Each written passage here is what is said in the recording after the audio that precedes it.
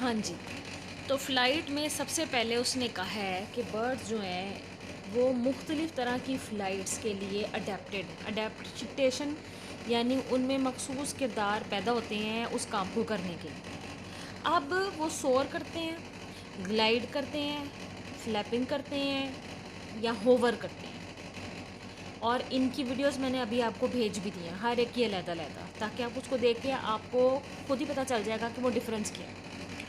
अब बर्ड्स जो उनके फेदर्स हैं, जो उनके विंग हैं, हमें विंग कहना चाहिए, वो एयरफॉयल का काम करते हैं। एयरफॉयल क्या होती है? जो कि बड़े आराम से अपने ऊपर और नीचे से हवा को गुजरने दे कि जिससे रुकावट ना आए। Anterior margin of the wing is thicker than the posterior margin. Anterior का मतलब होता है अगला और पोस्टीरियर का मतलब होता है पिछला। The upper surface of the wing is slightly convex. तो अगर आप यहाँ डायग्राम में देखें, ये मुझसे आगे हो गया बल्कि, चलें ये देखें, आप देख रहे हो एंटीरियर और पोस्टीरियर मार्जिन थिक और थिन, दोनों में फ़र्क यहीं से पता चल गया। इसके अलावा आप देख रहे हो कि यहाँ से जो विंग है वो कॉनकेव है और ऊपर से कॉन्वेक्स है। अब ये जो विंग है ये बॉडी से इस तरफ अटैच्ड है, तो ये जब ऊपर नीचे फ्लैप करेगा तो हवा जो इस तरफ से आएगी वो इसे उछाल की क़ुव्वत फराहम करेगी, तो ये ऊपर की तरफ उठेगा और हवा को ऊपर से भी और नीचे से भी गुजर जाना चाहिए।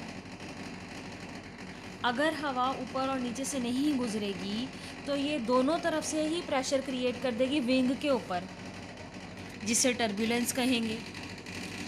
इसको ख़त्म करने के लिए अल्लाह ताला ने छोटे से फैदर्स का एक गुच्छा दिया है बर्ड्स में, जिसे जो ऊपर पाया जाता है थोड़ा सा टिप पर, उसे कहते हैं एल्यूला, जिसकी वजह से एयर बड़े स्मूथली जो विंग है उसके ऊपर से भी गुजर जाती है और नीचे से भी गुजर जाती है। अब आप देख रहे हो कि यहाँ एंगल ऑफ अटैक कम है, फिर सॉरी आगे चला गया डायग्राम।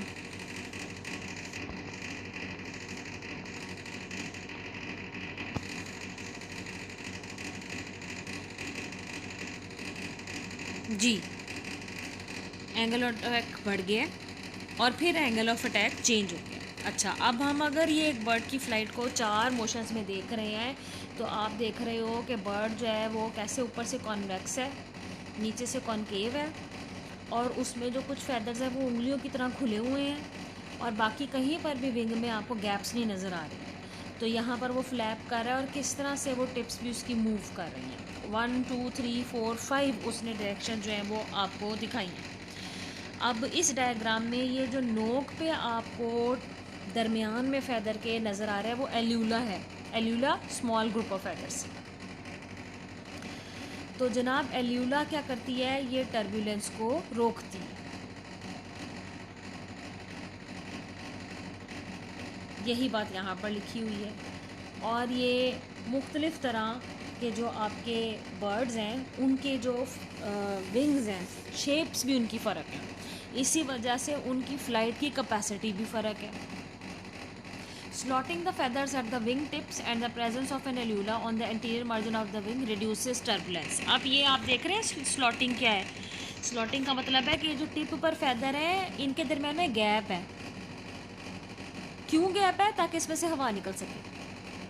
तो हवा निकलने की वजह से दबाव कम हो जाएगा और बर्ड बेहतर तरीके से फ्लैप करता हुआ उड़ सकेगा।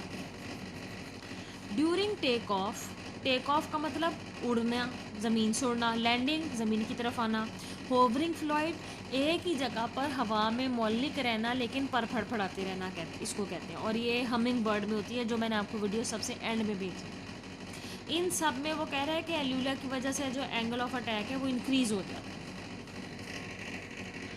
अब यहाँ पर भी उन्होंने कुछ मुख्तलिफ़ तरह की बातें की हैं कि जो फ़्लाइट है उसमें एक डाउनवर्ड स्ट्रोक है, वो पावर स्ट्रोक कहलाता है क्योंकि हवा को नीचे की तरफ धकेला जाता है, और एक स्ट्रोक होगा रिकवरी स्ट्रोक जिसमें वो ऊपर की तरफ अपने विंग को करेगा। तो ये आप देख रहे हैं कि पावर स्ट्रोक और रिकवरी स्ट्रोक दोनों आपको नज़र आ रहे हैं, विंग का ऊपर उठना और विंग का नीचे होना।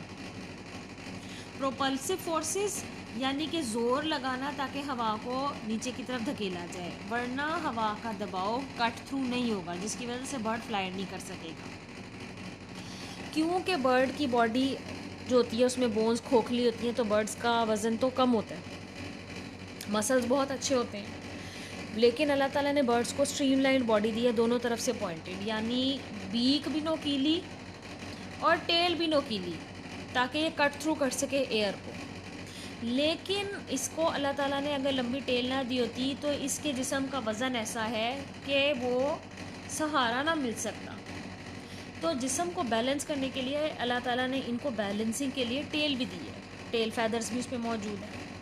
स्टीयरिंग, ये अपनी जो टेल है उसको थोड़ा सा टिल्ट झुका लेते हैं डिपेंडिंग अपॉन के इन्होंने किस तरफ जो है मुड़ना है। जैसे हम गाड़ी चलाते हुए स्टीयरिंग को दाएं घुमाते हैं अगर हमने गाड़ी को दाएं मोड़ना है, बाएं घुमाते हैं अगर हमने उसको बाएं मोड़ना है, तो स्टीयरिंग सिमत के लिए होती है। Tilting the tail sideways turns the bird, जैसे मैंने आपको भी बताया कि टिल्ट किसी भी तरफ अगर झुका लेता है बर्ड अपनी टेल को किसी एक तरफ एक वक्त में, तो फिर वो सिम जो है वो अपने लिए तलाश कर लेगा कि दाएं मुड़ना है या बाएं मुड़ना है। अब कई तरह की फ़्लाइट है। During gliding flight the wing is stationary and bird loses altitude, ये डेफिनेशन आ गई। ग्लाइड करते हुए बर्ड विंग को स्टेशनरी यानी एक एंगल बनाकर रख लेगा, लेकिन ऊपर नीचे नहीं करेगा, और वो अगर ऊंचाई पर है तो ऊंचाई से ज़मीन पर नीचे की तरफ आएगा। फ्लैपिंग फ़्लाइट पावरफुल फ़्लाइट है क्योंकि इसमें इसको ज़ोर ज़्यादा लगाना पड़ता है और विंग को ऊपर नीचे करना पड़ता है, और ये टाइप जो है ये सबसे ज़्यादा बर्ड्स में पाई जाती है। Soaring flight allows some birds to remain airborne with little energy expenditure. Soaring flight में बर्ड जो है वो अगेन फ्लैपिंग नहीं करेगा ज़्यादा, लेकिन वो हवा में दरमियानी जो ऑल्टीट्यूड है, ना ज़्यादा ऊंचाई ना ज़्यादा नीचाई, वहाँ पर कम एनर्जी के साथ बड़ी स्लो स्पीड के साथ हवा में रहेगा। During soaring wings are essentially stationary, यानी विंग्स अगेन ऊपर नीचे नहीं होते हैं। और उसके बाद बात आ जाती है कि हॉक, वल्चर यानी गिद्दें, ये जो है ये वादियों में जहाँ पर पहाड़ पाए जाते हैं वहाँ पर गोल दायरों में करती हैं। तो मैंने अभी सोअरिंग की भी आपको वीडियो भेजी है। उसके बाद आ जाता है होवरिंग। होवरिंग का मतलब है कि एक बर्ड का हवा में मुअल्लक रहना। अब ये बर्ड जो है ये नेक्टर या कोई शुगरी फ्लूइड चूस रहा है इस पौधे से, लेकिन ये ना दाएं गिर रहा है ना बाएं गिर रहा है, ना ऊपर जा रहा है ना नीचे जा रहा है, बल्कि एक जगह टिका पड़ा है। क्योंकि ये पिक्चर है तो इसमें विंग की फ्लैपिंग उन्होंने आपको नहीं दिखाई, लेकिन होवरिंग के दौरान विंग की फ्लैपिंग होती है और हमिंग बर्ड में ये होती है। तो ये 50 से 80 बीट्स पर सेकंड का मतलब है कि मुसलसल ऊपर नीचे फ्लैप जो है अपने विंग को कर ऐसे रह सकती हैं। अब इस लेक्चर को दोबारा सुनिए और मैं उम्मीद करती हूँ कि अब आपको सब कुछ क्लियर हो जाएगा।